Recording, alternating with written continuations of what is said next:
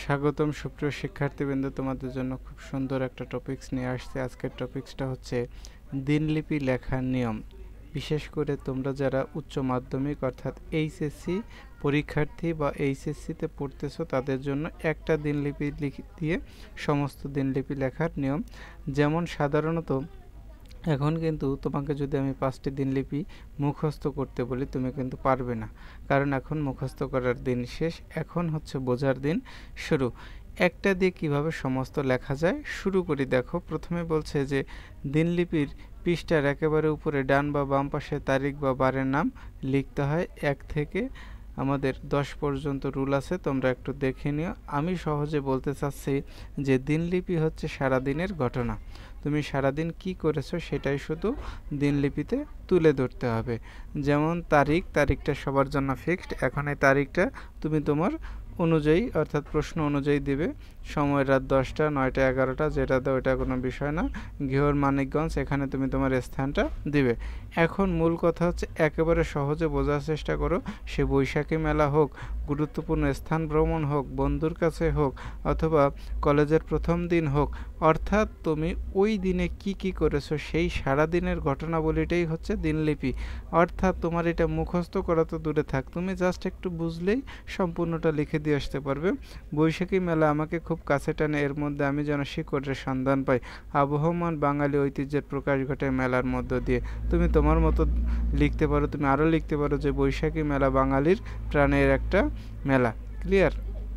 এই মেলায় আমরা প্রতি বছর ঘুরতে যাই। তুমি যেভাবে লেখো লিখলেই হয়। তাই আমি প্রতি বছর ছুটে যাই আমার গ্রামে, আর মেলার জন্য মাটির ব্যাংকে টাকা জমে, যা দিয়ে স্বাস্থ্য ভাই বোনদের নিয়ে বেশ আনন্দে কাটানো যায়। এবার মেলার আগের দিন চলে এসেছি, আমাকে পেয়ে ওদের মনের খুশির বান এলো। কে কী করবে, কে কী কিনবে তাই নিয়ে হইচই আর জল্পনা কল্পনা। মূল কথা হচ্ছে তুমি তোমার মতো করে লিখে দিবে। গল্পে গল্পে অনেক রাত হয়ে গেল, ঘুম থেকে উঠে সবাইকে ডেকে তুললাম। হুড়মুড় করে উঠে সবাই জটপট তৈরি হয়ে নিল। অর্থাৎ কি, যে আমাদের দিনের ঘটনা শুরু হয়ে গেছে। এক টেম্পু উঠে বসে সবাই একসঙ্গে নামলাম মেলাস্থলে। শুরুতেই বাঁশিওয়ালার উদাস করা সুর, সৈকতে বাঁশি বাজিয়ে দেখে একটি বাঁশি কিনলো পছন্দ করে। দেখো যে এখানে কিন্তু যে কি কি করতেছিল সেটাই বোঝানোর চেষ্টা করছে। তারপর নাগরদোলায় কেউ উঠলো না, কারণ গত বছর কিশল পড়ে গিয়েছিল, একজন পড়ে গিয়েছিল। সামনেই মিষ্টির দোকান, গরম গরম জিলাপি আর রসগোল্লা খেলো সবাই।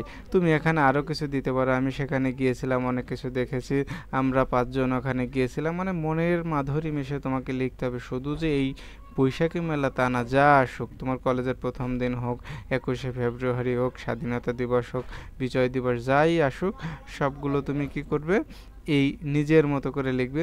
এরপরে দেখো যে ঐশী আর বাবলি চুরি কিনলো হরেক রকম, মিন্টু আর রিন্টু কিনলো মাটির ঘোড়া, হাতি, বউ আর মাটির ব্যাঙ। তাপস পছন্দ করলো মাটির চমৎকার একটি ফুলদানি। মানে কে কী করতেছিল শুধু সেটি বুঝিয়েছে। ডান পাশে বাঁশ আর বেতের তৈরি নানা তৈজসপত্র সাজানো, বাম পাশে লোহার তৈরি দা কুড়াল। এই সবগুলো কিন্তু তাদের যে কী করছিল সেই চিত্রটা তারা ফুটিয়ে তুলছে। এরপরে দেখো যে আরও সামনে কাছে নানা রকম জিনিস সাজানো, পাশেই কাঠের তৈরি নানা সামগ্রী। এরপর আছে শরবত আর ফলের দোকান। বেলুনের দোকানগুলো থেকে এক গাদা নানা রঙের বেলুন কিনলো মিন্টু। রিন্টু ক্ষুধা পেয়েছে, অথচ পরোটা মিষ্টি ছাড়া অন্য কিছু খাওয়ার উপায় নেই, তাই খেলাম সবাই। বেরিয়ে এসে লাঠি খেলা দেখলাম এক পর্ব, লটারি দিলাম কিন্তু পেলাম না, মন খারাপ হলো। দেখলাম বানানা রাস, তারপরে টেম্পুতে করে সোজা বাড়ি ফিরে এলাম। আমাদের দিনলিপি কিন্তু শেষ। আমার একটাই কথা যে আমার এই চ্যানেলে বিশেষ করে বাবুল এইচএসসি ক্লাস তুমি এমন কিছু ভিডিও পাবে যা তোমার জন্য খুবই হেল্পফুল হবে। এই একটি তোমার আমি মূল থিমটুক বোঝানোর চেষ্টা করছি। দিনলিপি 10-এর ভিতর 10 পাবে।